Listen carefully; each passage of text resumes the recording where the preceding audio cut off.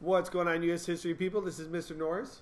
And Mr. Lawrence. And we have video 13 for you. This one is on the growth of American nationalism. Lots happening in this video, so let's get going. All right, so let's talk about American nationalism. So at this time period in American history, we're looking at the growth of an independent America and kind of the creation of a united nation and bringing different groups together and really starting to consider themselves as Americans. And a couple things are going to be important to understand how this happens early on in American history. And one example is the election of Thomas Jefferson, and as president, his purchase of the Louisiana Territory. So what this was an area in the middle of what's considered modern-day continental United States, and it was something that the government wanted to control the port of New Orleans and the Mississippi River. So this will be important to help spur trade and development out west.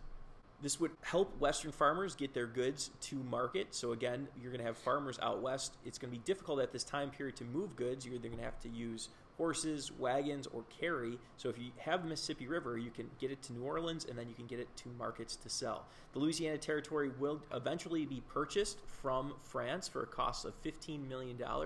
Napoleon was willing to give this to the Americans at a pretty cheap price because it ultimately doubles the geographic size of the United States.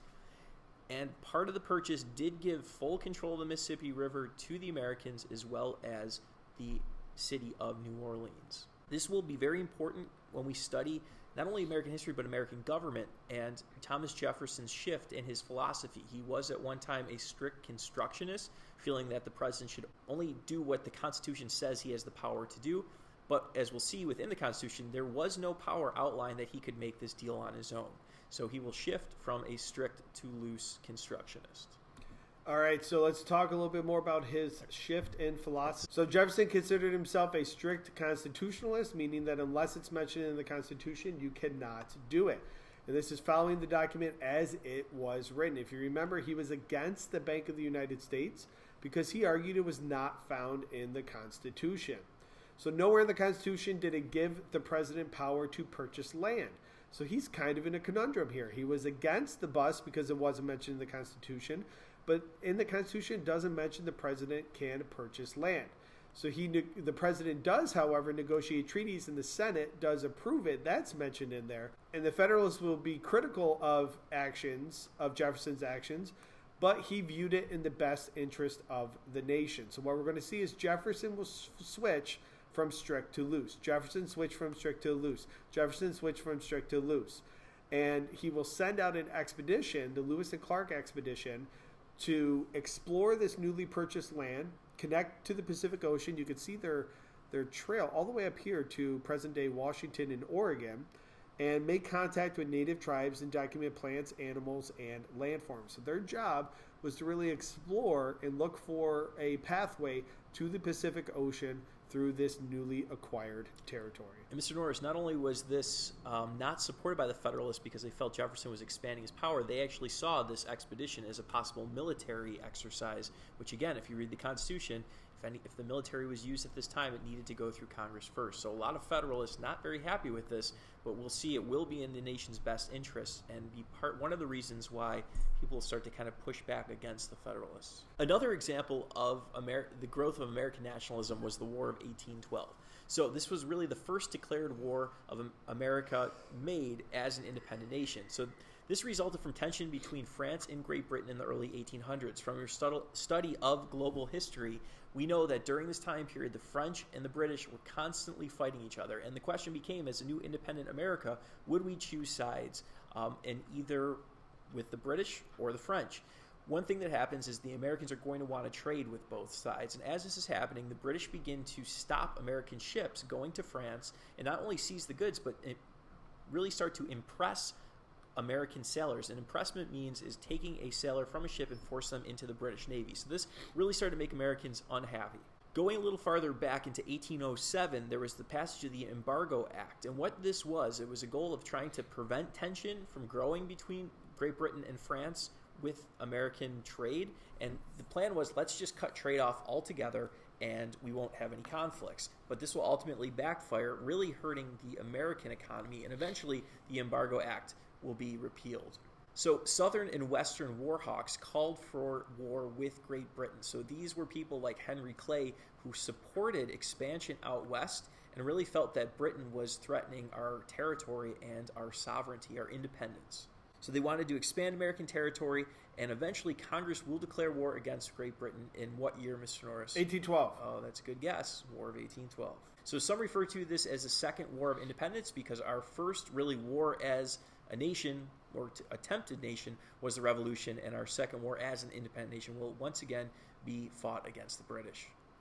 So some things that happened during the War of 1812 you should be familiar with.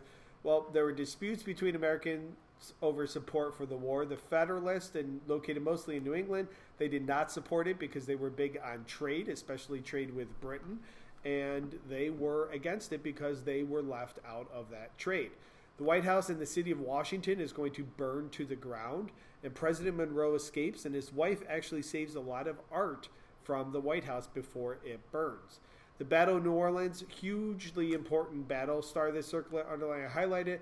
This is a major victory for the U.S. under General Andrew Jackson, who will go on to become the 7th president. So this catapults him to become a famous American and ultimately president. There are naval battles on the Great Lakes, especially around Niagara Falls and Buffalo. And the outcome of the war ends with the Treaty of Ghent, signed on December 24th, 1814 in Belgium. And natives lose their allies to Great Britain to prevent American expansion. So this really begins with this war ending, the expansion of America further and further out west.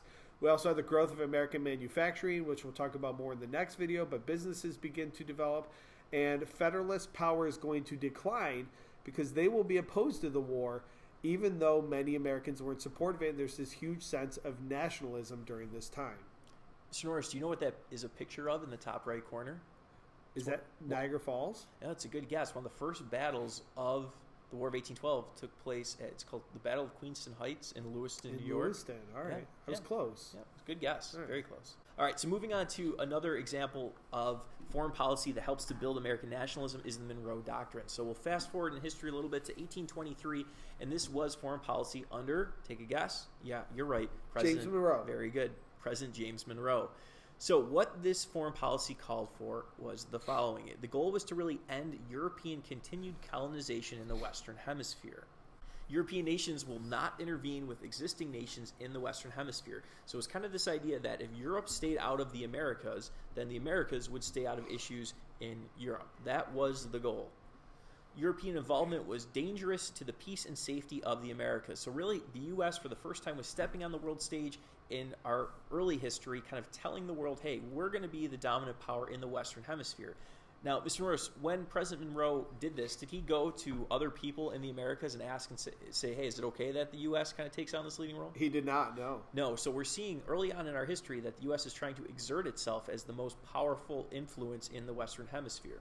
Americans would not interfere with European issues and colonization, again, if the Europeans stayed out of the Western Hemisphere. Now, at this time in 1823, Mr. Norris, did the American government have the military power to kind of back this up? They did not, but they had the Atlantic Ocean. That is true. So although the U.S. was trying to kind of exert itself, we really didn't have the military might yet to really pursue this policy if the Europeans didn't feel like following it. All right, well, and with a quick recap, the Louisiana Purchase, know that it doubled the size of the United States, and Jefferson switched from strict to loose.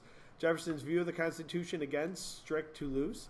Causes of the War of 1812, don't forget about those war hawks. Impact of the War of 1812, huge sense of nationalism, and Andrew Jackson catapulted to the presidency. Monroe Doctrine said to Europe, you stay over there, we'll stay over here.